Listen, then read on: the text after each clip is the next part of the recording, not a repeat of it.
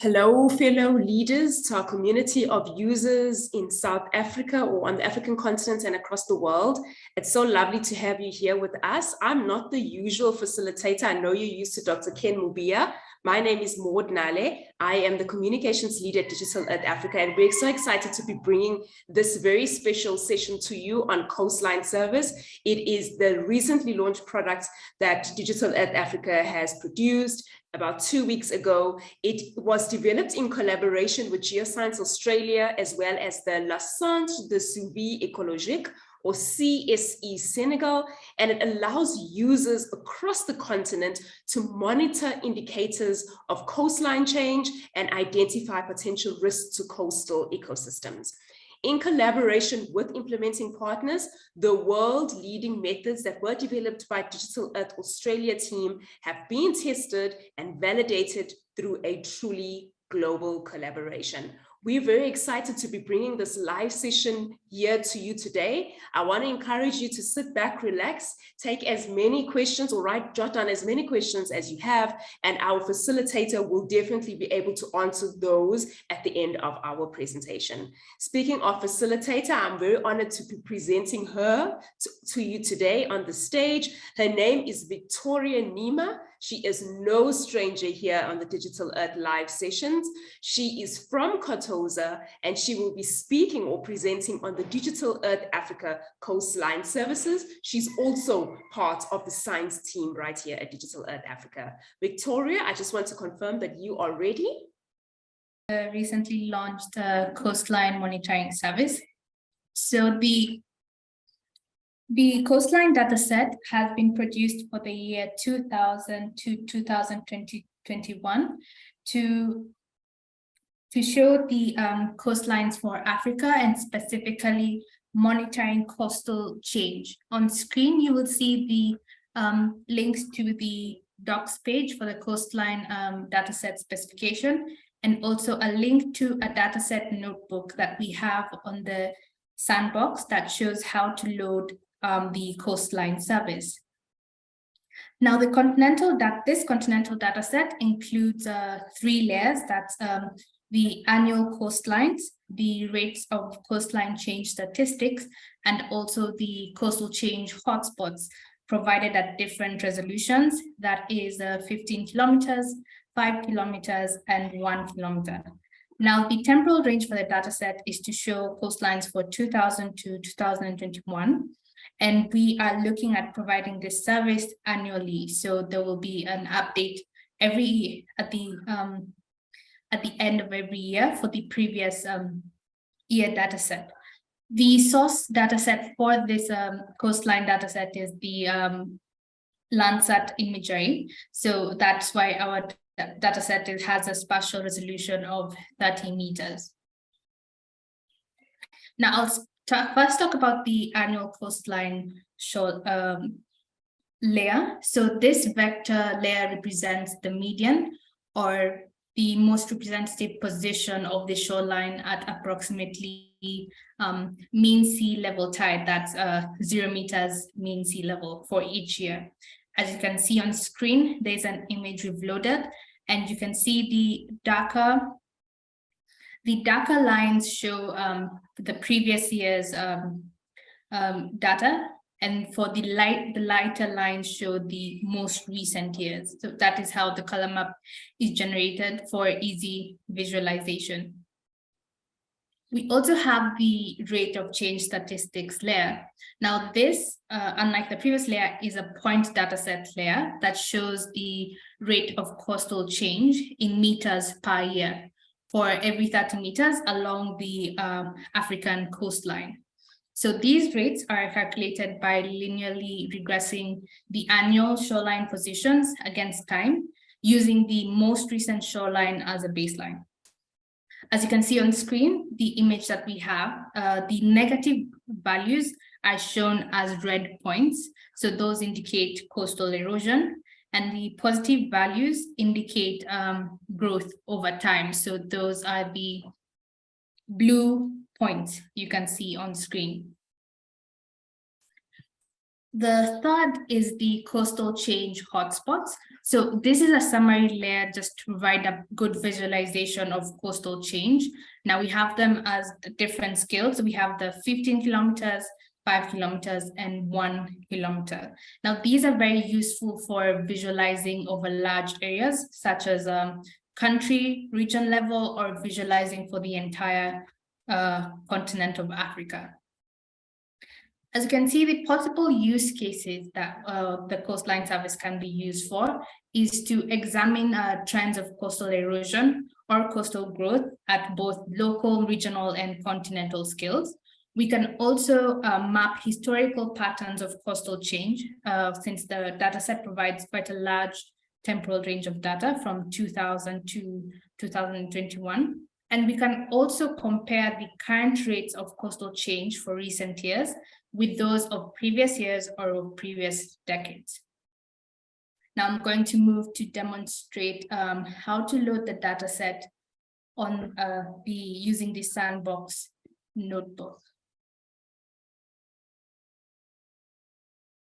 Now you'll find this notebook in the dataset folder for the in the analysis sandbox, and the file name is Coastlines. Now we can first start by clearing the kernel. Then you can load the packages we'll use for the notebook. Then run to set the analysis parameters. Now in this case, our area of interest is a small area on Nyali Beach along the Kenyan coast. We can also view the selected location that we have. Now we'll start by demonstrating how to load the annual shorelines. So we have the get coastlines function in which you pass the bounding box, or this is the area of interest that we have set in the previous cell. Then we also pass the layer name. So the shorelines layers is for the annual shoreline vectors. You can see that. We now have a table showing the different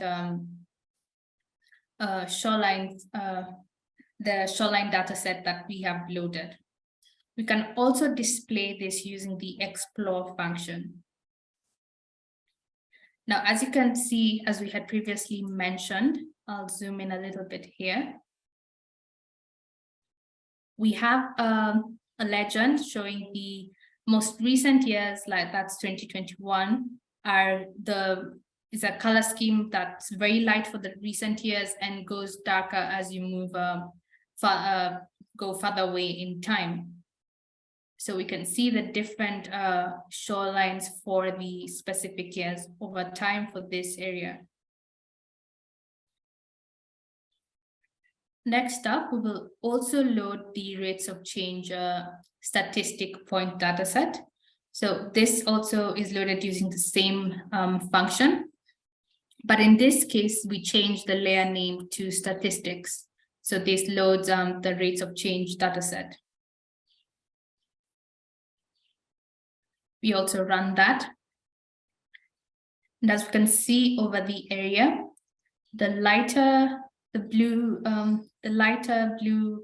areas are positive values, and the negative, the darker red areas are negative values. So the blue area stands for coastal growth, and the negative areas show the erosion for the area over time.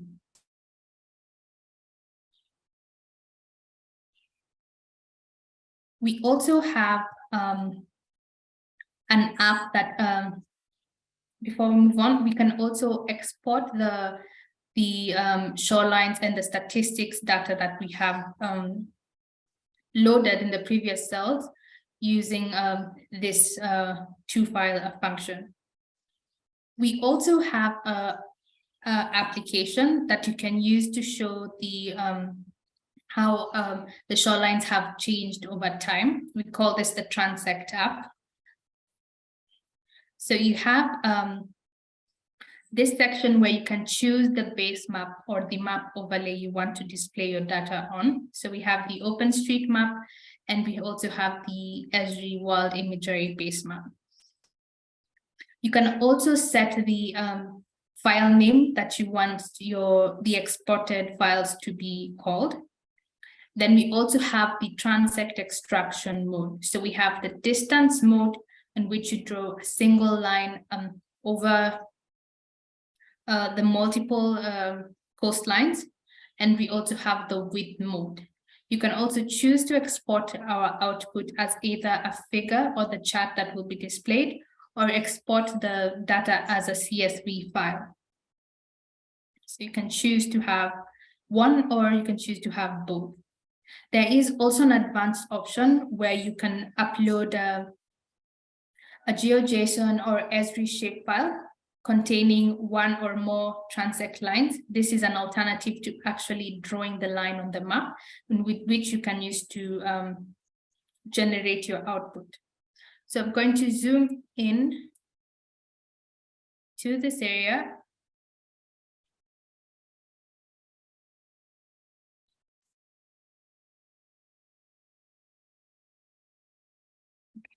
Now, once you zoom in, what you'll need to do is draw a line from the inward, what you'd call inland, going towards the ocean or towards the coast. So, for example, for this area, you'll start drawing the line here up to here. Then you'll click on finish. And once that's done, you'll click on the extract shoreline data.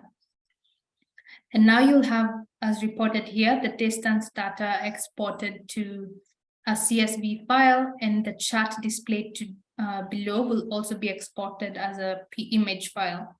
Now you can see for this particular area, the distance of the shoreline for each year of data available for the specific area. So we have from 2000 to 2020, and from the chart we can see the changes in the coastline data for this specific area.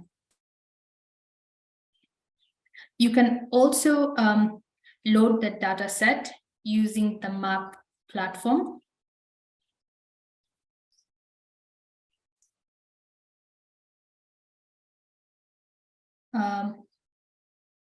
So you go to the Explore Map Data section. Then we have the coastal folder. Then we have the DE Africa Coastlines data. We have a description for the data set,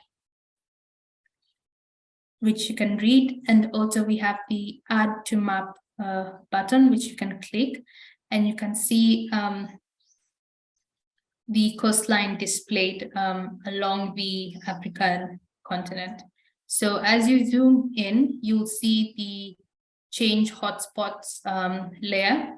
As you continue to zoom in, you will see the annual shorelines layer. Now, accompanying the layer, you will also have a legend, so for which you can use to interpret the data better, based on what we previously spoke about, where we have the light to dark, presenting how, as you go further back in time for the annual coastlines, and you also have the red to blue color scheme representing the erosion and growth along the specific point on the coastline. Are there any questions? So the transect app for, I'll be happy to demonstrate. Okay, is there any specific point along the coastline you'd like to see? Or I just pick an arbitrary point? Yeah, just I would like to see the Hobyo coastal line, but I don't know whether you can capture the name well. But yeah, this area have a sun dune, a lot of sand come from the sea and also woodland. So I want to see how this change is affecting the land and even the coastline.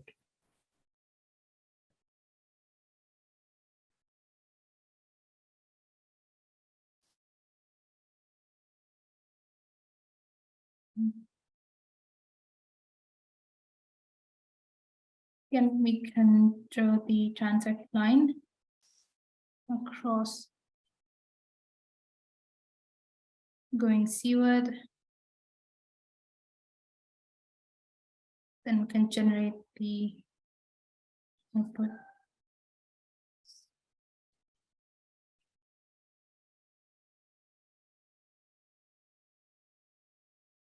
And then we have the change in the coastline for a point along the Somali coast. Previous cells, once you load the layer that you would like to see, that is the statistics or the annual shorelines data set, we have a function here provided where under the section exporting the Africa coastline data as vector files, in which you can export as either Esri shape files or GeoJSON files, and which you can use to explore further in your choice of GIS software.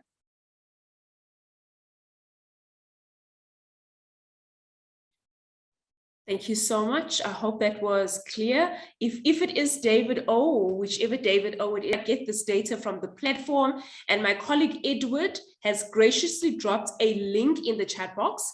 It's maps.digitalearth.africa. You can see it in the chat box. So if you're wanting access to the presentation, not to the presentation, but to the platform, please click on that link before you log off today, and you will be able to get that access. I've also dropped a few links in the chat box. Hopefully you arrived on time and were able to see it. The first link that I dropped is on our social media. We're very active in that space. We're going to be speaking about coastlines quite a lot in coming days. So if you don't want to miss out on that conversation, please do click on the link. I've said follow us on social media. We're on Twitter. I've put the link. Once you click on that, it will take you straight to our Twitter account if you're in that space. And if you're not on Twitter and you prefer LinkedIn, you can search for us, Digital Earth Africa, on LinkedIn. And then at this stage, I'm now going to drop another. And thanks everyone for also joining. So just as Vicky talked about the coastline product, this product is now actually available on the maps and also within the sandbox for everybody to have access to use it. And Vicky actually has done a great job of presenting these tools for us. But the next question is, how do you actually implement it on the ground for users to for everyone to actually benefit from this? And this is where you actually be happy to see what are some of the use cases you can actually get around this. And we'll be happy to hear more from you on that. And if you need any support to be able to develop these use cases and to see how impactful this product will actually have within the area that you are working, the team is available to be able to support you on that also. And we'll be happy to have that much use cases from this product. So happy to hear from you on those ones, and we are available to also support. And thank you, Maud, and thank you, Vicky, also. Thank you so much for your time and for your attention. We host these sessions every single week. We alternate between English and French. And so if you're French speaking, vous parlez français, tu préfères un cours en français, please come next week, and we will definitely have a session in French. Until we meet again, please take care and be safe. And depending on where you're joining us, on the continent and across the world, good morning, good afternoon, good evening, and good night.